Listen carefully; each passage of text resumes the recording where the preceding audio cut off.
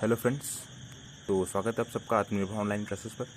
आज एक बहुत ही इंपॉर्टेंट नोटिस इन्फॉर्मेशन निकल कर आई है दोस्तों। नेशनल रिक्रूटमेंट एजेंसी कैबिनेट का ऐतिहासिक फैसला, सीईटी के लिए राष्ट्रीय भर्ती एजेंसी के गठन को मंजूरी। मतलब केंद्रीय मंत्रिमंडल ने बुधवार को ये साझा पात्रता परीक्षा सीईटी कंडक्ट करने के लिए राष्ट्रीय भर्ती एजेंसी के गठन को प्रस्ताव को मंजूरी दे दी।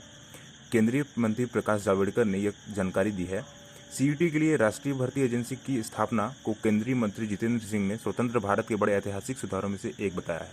प्रधानमंत्री नरेंद्र मोदी की अध्यक्षता में हुई केंद्रीय मंत्रिमंडल की बैठक में यह निर्णय किया गया कि बैठक के बाद सूचना एवं प्रसारण मंत्री जावड़ेकर ने संवाददाताओं को बताया कि युवाओं को फिलहाल नौकरी के लिए कई अलग अलग परीक्षाएं देनी पड़ती है। ऐसी परीक्षाओं के लिए अभी भी लगभग 20 भर्ती एजेंसियां हैं और परीक्षा देने के लिए अभ्यर्थी को दूसरे स्थानों पर भी जाना पड़ता है। उन्होंने कहा कि इस संबंध में परेशानियां दूर करने की मांग काफ़ी समय से की जा रही थी।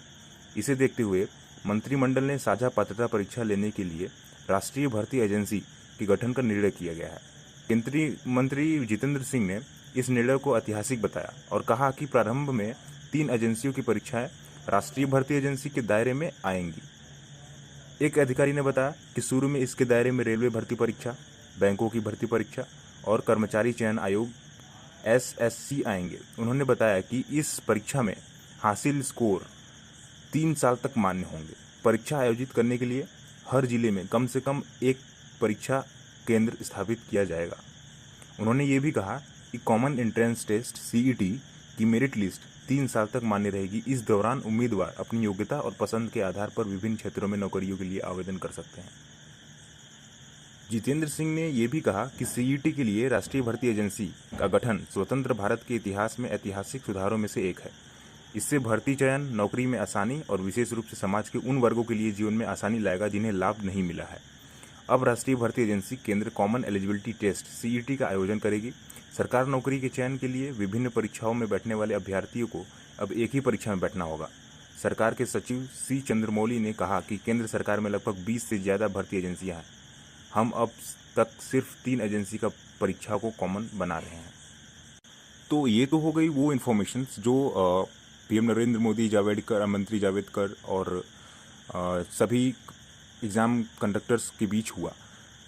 तो अब हम थोड़ा बता देते हैं आपको सीईटी एग्ज़ाम डिटेल्स के बारे में। सीईटी मतलब कॉमन एंट्रेंस टेस्ट। तो अब मैं आपको बताऊंगा कि सीईटी एग्ज़ाम क्यों होंगे और इससे कैंडिडेट्स को क्या फ़ायदा मिलेगी, जिसकी मदद से आने वाली जितने भी कॉम्पिटिटिव एग्ज़ाम्स हैं उसके लिए क्या खास है। तो आपको बता दें, इस परीक्षा के पास होने के बाद कैंडिडेट अगर एसएससी, बैंक, रेलवे भर्ती एग्ज़ाम्स के लिए अगर वो अप्लाई करते हैं तो उस वक्त और परीक्षा में कम हो जाएगी, भीड़ बचेगा, धन और समय भी बचेगा।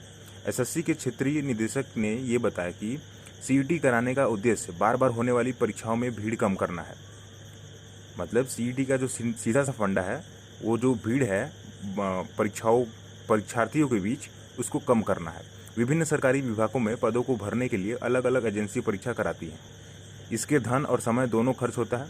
हर परीक्षा में 35-40 लाख परीक्षार्थी शामिल होते हैं। एक परीक्षा होने से समय और धन दोनों की बचत होगी। उन्होंने बताया कि भविष्य में राज्य सरकार भी परीक्षार्थियों की स्क्रीनिंग करने के लिए सीईटी मेरिट का उपयोग कर सकती है। परीक्षा का पाठ्यक्रम और पैटर्न एसएससी की ओर से होने वाली सीजीएल, सीएचएसएल और एमटीएस की पहले चरण की परीक्षा जैसी ही होगी। सिमिलरली, मतलब जैसे आप देखे होंगे एसएससी सीजीएल, एसएससी सीएचएसएल और एसएससी एमटीएस, तो उसी टाइप का होगा। तो कैसी लगी आपको हमारी सीईटी एग्जाम डिटेल्स, इसके बारे में हम नीचे कमेंट के माध्यम से बता सकते हैं। तथा अगर इस लेख से संबंधित किसी प्रकार की अन्य जानकारी चाहिए तो हमें नीचे कमेंट के माध्यम से अपना प्रश्न पूछ सकते हैं। और इसकी जानकारी अभी बहुत ही कम विद्यार्थियों को है, तो इसे ज़्यादा से ज़्यादा शेयर करें, उपलब्ध जानकारी को साझा करें। Thank you.